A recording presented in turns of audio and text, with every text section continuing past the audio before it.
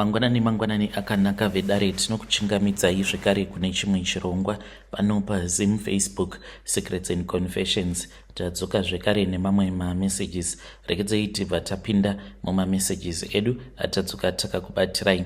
Message yedu yekutanga yakamira sekudai so: hanzi makadi zvenyu mukoma, ndinokumbirawo kuti muge muchindiposterawo nyaya yangu makavikawo chitupa changu. Ndauyawo pano ndiine confession iyo yandiinayo. Confession yangu yakamira sekudai so: mukoma, ininiwo ndakakurirawo muPentecostal, ndaitonamatawo even pandakazoroorwa ndaiva munhu ainge aine shungu dzekunamata, but nekuda kwemasituation andakazosangana nawo ndiwo akazokonzeresa kuti ndinge ndichizoregedza kunamata. Chikonzero ndakangozvibvunza kuti asi wai Mwari vachitendedza kuti zvinhu zvakaipa zvinge zvichiitika kune avo vanonamata, kune avo vanovimba mavari, seiko vachitendedza kuti vange vachizosangana nemachallenges anorwadza kudaro mukupenyu, kunze kwekuti vange vachitichengetedza ivo Mwari, asi vanosarudza kungokusiya wakadaro mhandu dzako dzichiita zvadzinonzwa kuda newe. Izvo zvakazokonzeresa kuti ndinge ndichizoregedza kunamata, sezvandainge ndakaudzwa navamwene vangu kuti wako murume iwewe kuti ange achizonzi awana basa zvekare, even though akaenda kuchikoro ende iri mari yangu yandakashandisa ndichimuendesa kuchikoro kuzonosvika aenda kuyunivhesiti, ende pamakasangana iye handiti aishanda. Saka upenyu hwake huri mumaoko angu semubereki wake, asi pari zvino ndoda kuti ndinge ndichimbomurasira kure neni.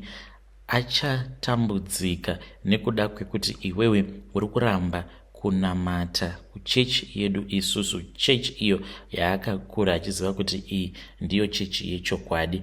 Navamwene vangu hatina kana kumbogara takawirirana, because ivo vainge vachida kuti iye ange achiroora musikana wemuchechi mavo imomo, asi takazongosanganawo mukoma ndokubva andipfimba ndikabva ndabvuma, tikabva tachizotanga kudanana paya. Even pakaenda neni kumaintroductions handina kana kuona sekunge vainge vakandigamuchira ini, vaingofarawo zvimwe zvezvo zvokuti semunhu ainge asina kuzvitarisira, because takangokaruka tasvika iye asina kuvazivisa kuti ndine munhu wangu uyo wandiri kuuya naye, wandiri kuda kukurakidzai, wandinoda kuzoroora. Ndakazoti ndatizira mukoma, vakarakidza kuti vainge varwadziwa, vakatomboramba kuti ndainge ndiine pamuviri, asi pavakazoona kuti zvechokwadi munhu uyu ane pamuviri ndo pavakazobvuma, asi vakazotanga kutaura mamwe mashoko ainge achirwadza, sekuti zvimwe kuda nhumbu iyoyo haisi yako, asi nhumbu yainge iri yemwana wavo, ende iye ainge atori 100% shuwa kuti zvechokwadi mwana ainge ari wake.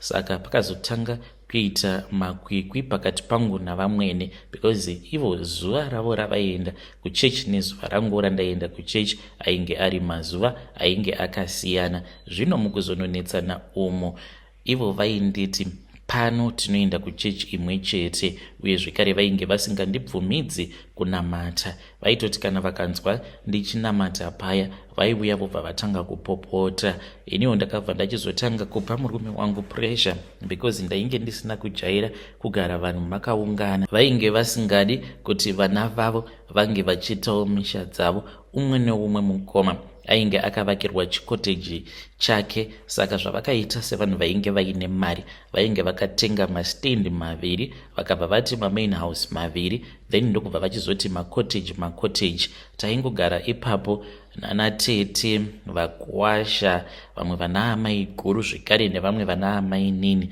Vainge vasingadi kuti vana vavo vange vachienda kunoita misha yavo, saka zvainge zviri zvinhu zvaingondiremera. So kungogara pasame house nevakuwasha madzitete ainge achikontrola zvekare, saka paingogara paine makwikwi. To make the situation worse, vamwe vose ava vaienda kuchechi imwe chete, asi inini ndini ndega ndainge ndiine chechi yangu ndega, uye zvekare nemanamatiro awo atinoita kuPentecostal akatosiyanawo nekuchechi kwavamwene. Saka paingogara pangori nemakwikwi chete, ende ndaiti kana ndichinamata somehow vaitozviziva kuti ndiri kunamata.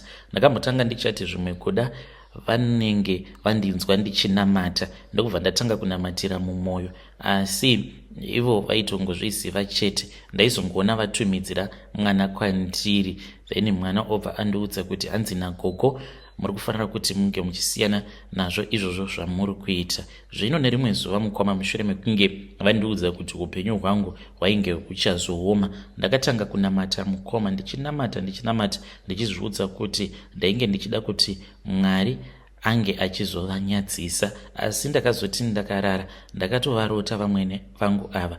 Vakabva vauya kucottage kwatainge tichigara, ndokubva vandibvunza kuti murume wangu ainge aripi. Saka handina kuda kuvapindura. Vakabva vaseka, vakabva vanditi, iwe saka unofungidzira kuti nini ndingatadza kuziva kuti mwana wangu aripi here? Vachiseka kudaro ndo pavakabva vachizotanga kunyora mune rimwe bhuku ravainge vainaro. Vainge vachinyora zvose zvakaipa zvainge zvichazoitika kwaari nekuda kwekuti ainge akasarudza kusavateerera nekuzoroora mukadzi ainge achienda kune imwe chechi isiri iyo yavanonamata. Mukoma ndokubva vaseka vakabva vaenda. Hope idzodzo pandakadzirota zvakatoita sekunge zvainge zviri zvinhu zvainge zvichiitika in real life. Saka I then received a revelation yekuti ndaifanira kuti ndinge ndichizobva pamba ipapo. Ndakamanikidza murume wangu kuti tinge tichitsvakawo kwedu kwekugara, ndokubva achizobvuma. Saka takazoti tava kugara somewhere else. Ndakavarota zvekare.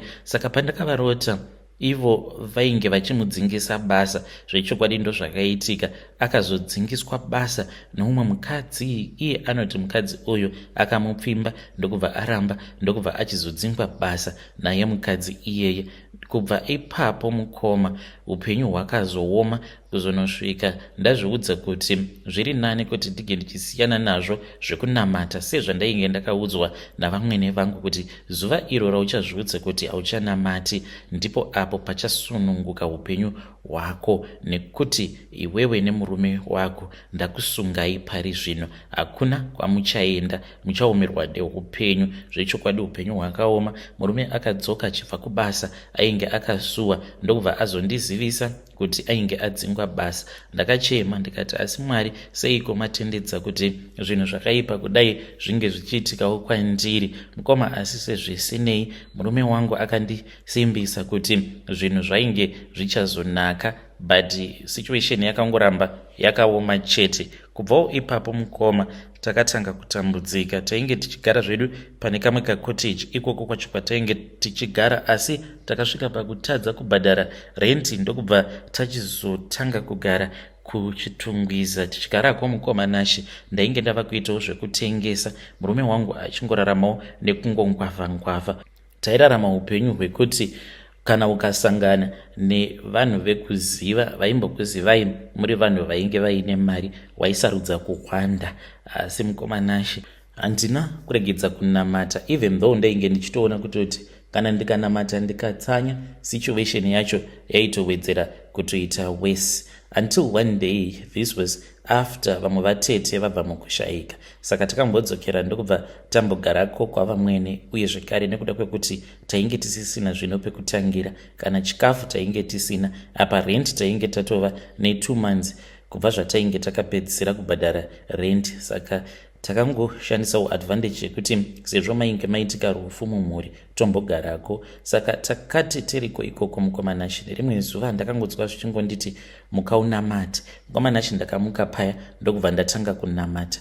Zvino ndakati ndiri pakati pekunamata, ndipo pandakangonzwa izwi ravamwene vangu. Vamwene vangu mukoma vakangonditi, iwe woriya iwe, ko hauneti here nekunamata? Mukoma pavakangonditi iwe woriya iwe, hauneti here nekunamata, ndo pandakabva ndatongoona kutotika vamwene vanguka vaitorakidza kutoti ivo vainge vaine simba rakadarika simba raMwari. Apologies kune vamwe vanhu avo vanokwanisa kuzongoboyekana nezvandataura, but level racho ravakatisvitsa vamwene vangu. mukomaka, I had never suffered like that in my life.